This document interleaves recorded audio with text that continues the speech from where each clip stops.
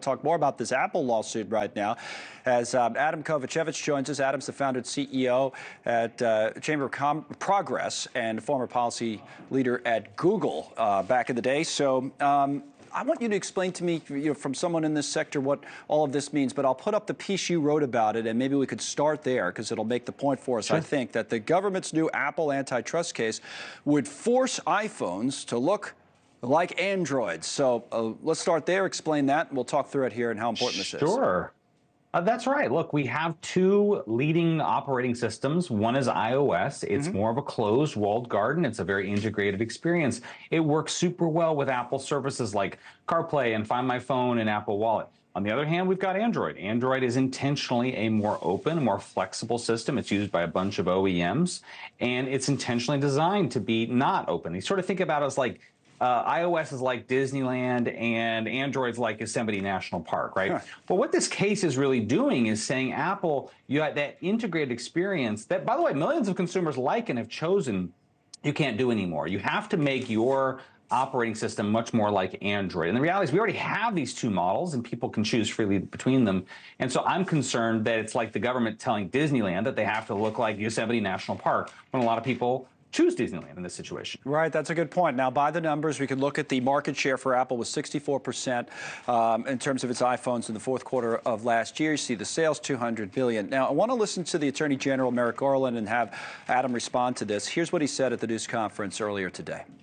As any iPhone user who has ever seen a green text message or received a tiny, grainy video can attest, Apple's anti-competitive conduct also includes making it more difficult for iPhone users to message with users of non-Apple products.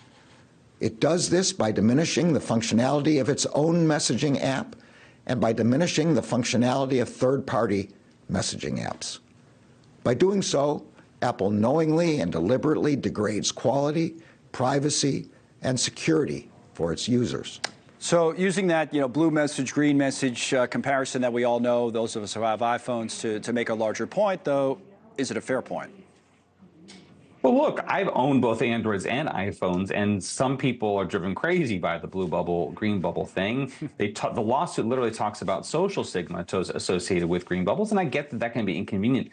I'm not sure that's the basis for an antitrust complaint, and I'm not sure that's going to be the basis for a court to say, yeah, that's clearly a problem under the antitrust law. And I think that's the key thing here. You have to understand the antitrust laws aren't really about protecting competitors. They're about protecting consumers. Right. The reality is in messaging, we have a lot of messaging apps. We have WhatsApp, we have Facebook Messenger, we have iMessage, we have all these things that are, many of which are cross-platform. And so I just don't know that at the end of the day that a court's going to be terribly sympathetic to the green bubble, blue bubble argument in terms of like, are they going to really force radical change on iOS, an operating system? Again, 130 million Americans have chosen because of that. Right, and I'll go back to your earlier point to end on. We have other options, right? Is what you're saying? Is that you could just you could get an Android, or you don't have to use iMessage to message. You can do it on WhatsApp or whatever you want to do. But there's a lot of other options out here. So you just don't. It doesn't sound to me think this monopoly argument has much standing. No, I think we've actually seen court cases, by the way. Epic Games sued Apple. And in that case, a federal judge said, look, we have these two models, and actually they are each other's main competitor. And that's the exact kind of competition in the marketplace we want to see.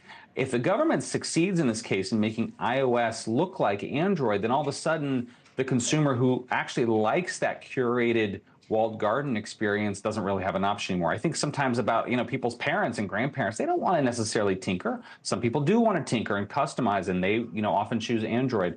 And so I just think in some ways this suit kind of disrespects the people who just want, a device like a phone to work pretty seamlessly out of the box, because I think that's what the case ultimately is attacking. That's interesting, Adam. Thank you. Good insights on all this. We appreciate you coming on.